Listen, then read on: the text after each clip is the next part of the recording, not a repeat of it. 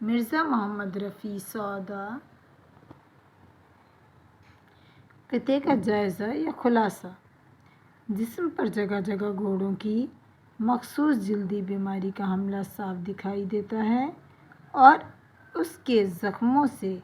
ایک ایسی گرمی نکلتی رہتی ہے کہ سویرے کی ٹھنڈی ہوا بھی اسے چھو کر ہوا کے گرم جھونکے میں تبدیل ہو جاتی ہے۔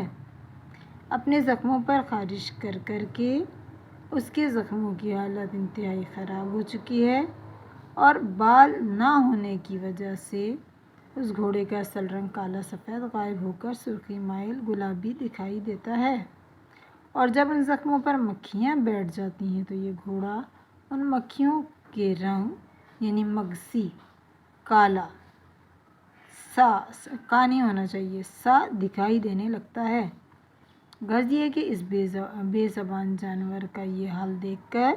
دنیا والوں کو نہایت ترس آتا ہے اور ہر شخص یہ دعا کرتا ہے کہ یا اللہ کوئی ایسی صورت کر دے کہ یہ بیچارہ اس مصیبت سے نجات پا لے، یا تو یہ مر جائے یا چوری ہو جائے یا گم ہو جائے۔